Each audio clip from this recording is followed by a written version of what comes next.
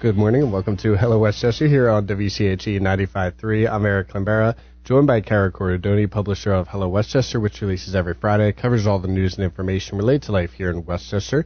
Joe, let's start off with Westchester University presenting a master plan for approval. Yeah, it feels like we've been talking about this one for a while now, but this is actually now kind of going through the official processes. So last Monday, roughly 25 people gathered at Borough Hall for a conditional use hearing to review the Westchester University's campus plan, which is basically the 10-year master plan that they have been workshopping for the last year or so. So as part of this hearing, as Borough lawyer Kristen Camp kind of pointed out, there's this kind of a legal presentation. Westchester University's lawyer Brian Nagel presents witnesses who give their testimony on the plans. At the end of the day, Borough Council will vote to accept or reject the proposal. It doesn't actually approve any single item within the plan. It just is a overall approval of the plan and what's going to be undertaken within it. So it doesn't, it's each individual project would then have to go through its own individual land development process. But it's still a pretty significant step in order for the Westchester University in order to get some of these plans in the works. On Monday, the court hearings began with two of Westchester University's 6 witnesses. The things got kind of kicked off with Conrad Talley. He is the lead consultant on the plan and spoke on behalf of his employer and the plan's lead author. That's Ewan Cole. They kind of developed this overarching plan for Westchester University. He spent a good part of the testimony kind of just going over the plan as it was developed, the components, its recommendations, and how they stand today. For the components of the plan, there was multiple pieces to it. There's a traffic analysis, which will be covered in future testimony. There's a parking analysis. That, too, will be discussed in the future.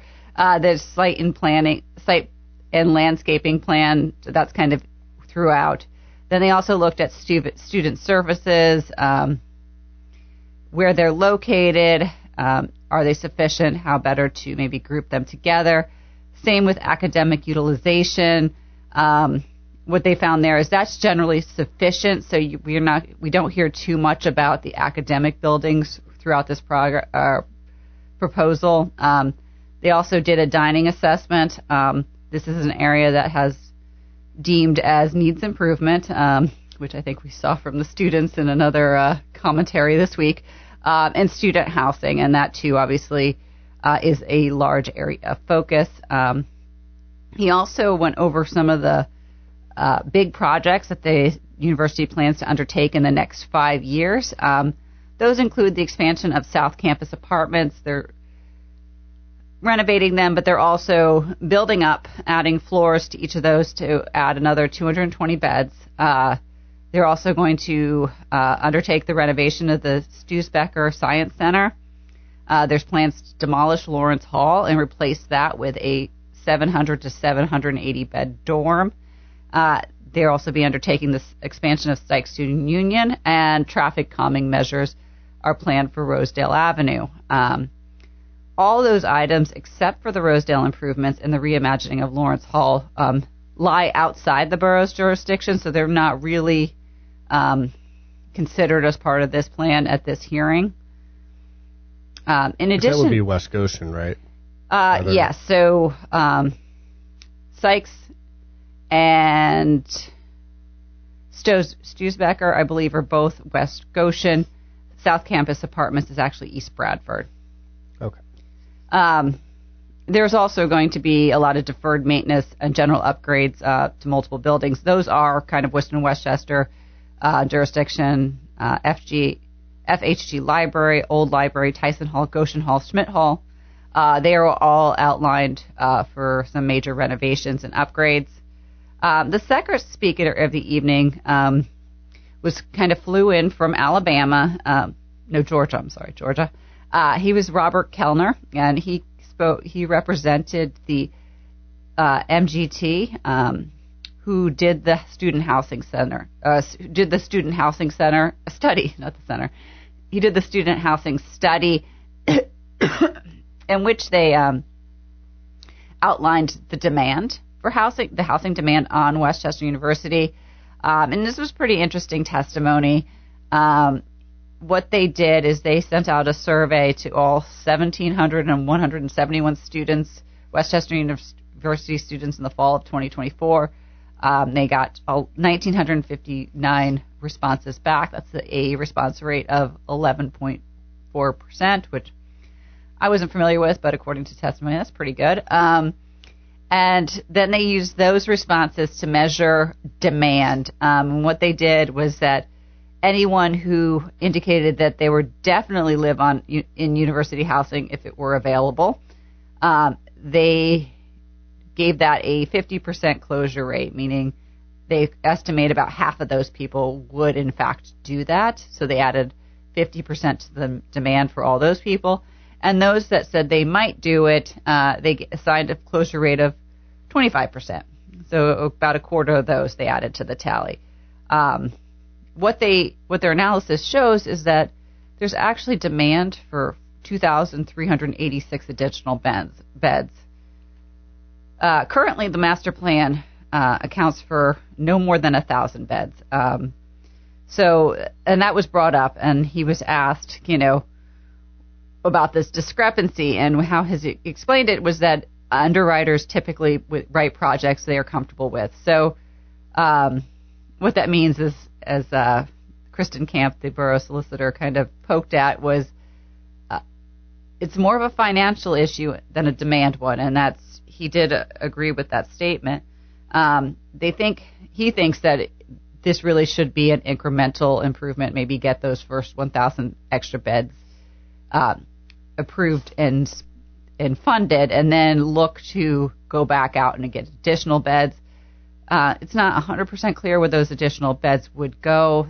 They're really not much outlined in the proposal for them, although one area is Killinger Hall that is being proposed as a future project for maybe another demolition and rebuild. So some questions there, I think, about plans to house or to handle student housing, which again has become a pretty big talking point here in the borough, and what to do with the students and how to handle them.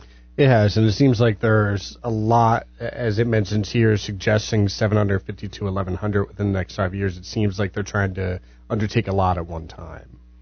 Yeah, they are, and they're doing it incrementally. They're also trying to renovate all the current facilities, dorm facilities, housing facilities. So they're in a kind of a tough place because it seems like everything needs to be upgraded. Mm-hmm. Plus, they need to add. They don't want to lose beds, and so in order to do that, it's actually going to be quite a few years before we see additional capacity, which really doesn't alleviate any of their problems or concerns that get voiced every year. Right, in the short term, playing the long game here. Yeah. And so Westchester University presenting master plan for approval. Now, sticking with schools locally, the Westchester Area School District is moving forward with plans to change its daily schedule for high school. Yeah, so more changes in the works, this one at the high school level. And this one was originally proposed last year for implementation this coming school year. It all got pushed back because there were quite a few questions surrounding this proposal. Westchester Area School District has been spending the last several months to try to address those questions. So the idea here is to move away from the current 5-day cycle. The current schedule is a 5-day cycle with a 30-minute optional lunch and learn. Under this plan, students can opt out of the 30-minute lunch and learn and take a total of 8 classes. The new schedule would be a drop 2 rotational schedule with a mandatory 60-minute lunch period. Under that schedule, students can still schedule 8 classes and get this 60-minute lunch and learn period, but the classes will rotate through, so you'll only take 6 classes a day, and then it'll rotate through the 4-day cycle. The classes will each be 11 minutes longer. However, over the course of the year, instructional time is actually going to shrink. So there's some questions about that, but there are some positives to this approach. One of the benefits is that student athletes, or those with extracurricular commitments after school, or I guess even before school, will no longer repeatedly miss the same class. So if you're not there for 8th period, you're not going to constantly be missing your 8th period math class. You now will maybe miss it once, but then the next time it'll likely be something else. District administrators also believe that the new schedule will encourage deeper learning opportunities because the classes will meet for longer periods of time. And they're hoping that having this set period in the middle of the day will actually provide a wellness boost, not only by but requiring students to almost stop and eat lunch. It also gives students time to meet with their teachers, address any homework or other needs they may have, so that there will be less end-of-day homework, less stress at that time. So what's the overall reaction been? You mentioned there's been some questions as far as less time with all the classes, but what has their overall parent reaction been? Yeah, so the general parent reaction has been both around execution. So if you got all these kids at lunch at one time, where are you going to put them? Currently, 65% of the kids don't take lunch. So what are you going to do with all these kids that are now in the middle of the day? How are you going to feed them? So logistically was one of the concerns, and that's something that Westchester Area School District has been trying to work on, adding additional seating, looking at increasing capacity within lunch serving, adding a second service line, that type of thing. But the other question is, what are you going to do with them? And that continues to be a big question for parents. There's a lot of concerns over what's going to happen during this hour-long break. Some kids, parents believe, will take advantage of the opportunity, but they suspect most will just wander the halls or do nothing and perhaps get themselves into trouble. So there's a lot of concerns over that. So those are the big ones. What is this lunch and learn period going to really look like? And then the loss of the instructional time. And is it worth it? The district has been working to address some of these concerns. Like I said, with the facility updates, they're also meeting with teachers to work on, and they will be throughout the next year on working on curriculum updates to make sure that they're taking advantage of the new class period structure. But this lunch and learn period still remains to be kind of a question mark. Dr. James Conley, who has been leading the initiative for the district, really kind of pointed out that their proposal for this is to just work on the basis of trust, and that hope that teachers or that students understand that these are the expectations that they have, and that they will respect those expectations. So he said that it's going to be a messaging point they're going to continue for the next 17 months. So they do have some time left on this. It will not go into effect this fall. It'll go in effect next year. 2027? Yeah. That was going to be my next question, so the implementation of it. So looks like a lot of layers to that. So Westchester Area School District moving forward plans to change their daily schedule for high school. And then one more thing we'll hit here, and then we'll go to a break. And this was from this week's Sunshine Report, the potential loss of QVC. Yeah, so we've been hearing a lot about kind of the financial situation at QVC and this potential that they may be having to file for bankruptcy. Our West Goshen expert, Margie Swart, kind of dug into what that might mean for the West Goshen Township in terms of lost revenue, QVC is their largest employer and accounts for approximately 4% of the township's earned income tax revenue in 2025. In real dollars, that's about $433,000 that they contribute to the township's coffers. It is a significant revenue source. Fortunately, West Goshen Township is doing pretty well, and they have a $20 million plus budget, so it's probably not going to totally, impact them, but it is going to be a big loss for the township, not only from that revenue source. QVC employs approximately 1,622 people, so that's another pretty big number. So it is going to be impactful to the area should they be forced to close. Right. Yeah, the effects of that, definitely. You mentioned like the job uncertainty. I mean, of course that is, and then just the local households, financial shifts. Yeah.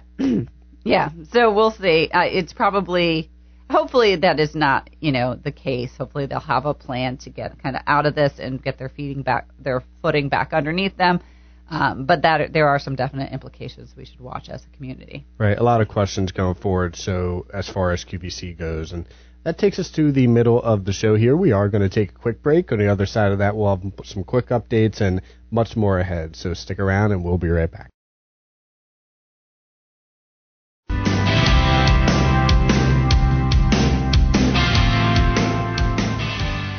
And welcome back to Hello Westchester here on WCAG. I'm Eric Lambera, joined by Kara Corridoni, publisher of Hello Westchester, which releases every Friday. You can subscribe at hellowestchesterpa.com. So picking up where we left off, we had some quick updates to get to. The first being WCU partying on notice. Yeah. So there's last weekend, 2 weekends ago was the first weekend of spring. And as such, the Westchester University parties were out in full force. It was a nice day. We are all seeing, unfortunately, I think they got a little maybe out of hand this year with parties spilling over into the alleys and shutting down roads. A lot of open containers documented by residents as well as some students playing beer pong on a roof. A lot of concerns. So Westchester area or police department was called by to a number of loud parties. These were mostly in the southwest east quadrant of the borough. They report that in the 24-hour period between 6 a.m. on Saturday and 6 a.m. on Sunday, they issued approximately 40 citations. Cited offenses included underage drinking, public drunkenness, harassment, disorderly conduct, public indecency, and open containers of alcohol. There were some additional charges and or citations, but those are pending the outcome of further investigation. So, I was out last week in that area, and police are out patrolling. So, some concerns and just beware. Right, and I think you mentioned like the weather playing a big factor in it too. I know it's kind of been fluctuating, but we did have that week where it was like 70s all week. Yeah. After the winter. Yeah. But and it seems to happen every year. As soon as you get that really nice day, right, everyone wants to get outside. Everyone wants to hang out, which is completely understandable. It just kind of has to be done responsibly. Exactly. That I was going to say. That's the exact word I was looking for. More responsibly. So, Westchester University on notice. Let's go next to, as far as Westchester area school districts are going back there, they are going to be upgrading their fiber optics network. Yeah. Sorry, I didn't organize these very well, but yes. So the Westchester area school district technology department is hoping that it has a long-term solution to limit future internet, power school, and phone outages. They are working with a new company that's going to improve their current fiber optic system by providing more, I guess, outs in a way. So new cables will be kind of clustered around certain areas so that if there is a disruption at one school, it does not take out the majority of the rest of them. They're hoping to kind of isolate these incidents so that they don't have such large outages if they do happen. So Westchester Area School District upgrading their fiber optic networks, definitely a step in the right direction. Moving next to Goose Creek. So the Goose Creek Alliance is asking for more transparency after this month's chemical release. Yeah, so earlier this month there was a release of toxic chemicals from Atmos Technologies into the Goose Creek River. Apparently Goose Creek Alliance has been in direct talks with Atmos about the incident that happened on February 28th. And they applauded the company for taking responsibility for the leak and helping to maybe support some efforts to clean up the area. But they believe more can be done to assure the safety of our waterways. And this really is around transparency. They're hoping that they're asking that Atmos provide full data on the composition of the materials released, including information that is considered proprietary, so that they can better address the cleanup efforts and understanding what's going on. They'd also like more information on the release of the chlorine into the creek, what the impacts of that may be, and would like for them to provide with long-term monitoring of the creek and support watershed restoration. And I think that makes sense. I know that they mentioned it's non-hazardous and non-toxic, but it still caused visible pollution and a lot of different warnings. Like they had the warnings to keep pets and people out of the creek. So I think more information makes sense. Agree. And it was known for a fish kill too. So obviously there must have been some toxicity to it. So more information is always better. Yep. Let's go next to downtown Westchester canceling their adult Easter egg hunt. Yeah, so we did a little feature on spring Easter events, and while some of those have passed, I did want to point out that the downtown Westchester adult Easter egg hunt has been canceled for the year. This was I think a popular event, but while visitors loved it, unfortunately restaurant locations did not, so they are canceling it for this year. So you were hoping to take advantage of that this coming Friday. I was going to say that was supposed to be the 4th, right? Yeah, it's usually the first Friday event for April. So, but that's not happening. So there are a good amount of Easter-related events, which we'll get to in a little bit, though. Some things that people can take part in. And let's go next over to East Bradford, Cookie Plug opening. Yeah, so Cookie Plug is the LA-based graffiti-themed fresh-baked cookie chain. They held a grand opening over the weekend at the Bradford Plaza. They were offering buy 4, get 8 free cookies. We did actually take advantage of this, and they are very large. They are described as hockey puck sized, and they are hockey puck sized cookies. So it's an interesting concept. Yeah, and so far, I know you mentioned just open, but 5 stars so far based on all the reviews. Okay. So a substantial amount there. So Cookie Plug opening in East Bradford, and that is at 660 Downingtown Pike in the Bradford Plaza. And as far as I'm looking for the hours here, it looks like they are open 11 a.m. to 9 p.m. Okay. So long extended hours there.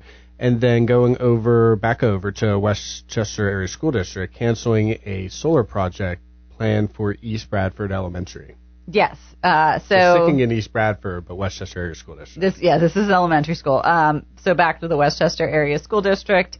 Their Director of Facilities and Operations, Maine Burster, last week presented project bids to the Westchester school board members for this project with the recommendation that they reject all bids. So there was one that kind of met requirements, but he was not confident in the contractors' responses, so they were a little concerned there. They also did an installation cost analysis on the project, and unfortunately, the installation of the project would completely offset any sort of energy savings they would receive over the 25-year life of the system, resulting in a net loss to the district. So this project, while much touted at one point, is not going to get off the ground. There's also a timing limit. If they don't get it done within a certain period, they lose any government or federal aid that was coming. So they recommended the rejection of this and basically the cancellation of the project, and they did do that unanimously. Mr. Burster did state that they're always looking for green options. Unfortunately, this does not seem to be the best use of funds. And so we're seeing that solar project going. However, the next story, returning, we have the Westchester University Boxing Club. Yeah, so apparently the boxing club was around for years and years, but unfortunately slowly tapered out in the 1990s, but it was a well-renowned club with giving birth to several national collegiate boxing champions, including Ray Fernandez, who is back and trying to help revive the program going forward. So he, as well as a few of his fellow boxers from the day, worked with the recreational sports department and a group of motivated students to bring the club back. And they did that over the last year. So last summer, Max Zampiri, who is the club's president, he represented Westchester University at an invitational Lock Haven University. It was the first time in 35 years that a Golden Ram competed in a collegiate match. So that was a big move. But they're back. They're going strong, and they're actually doing quite well.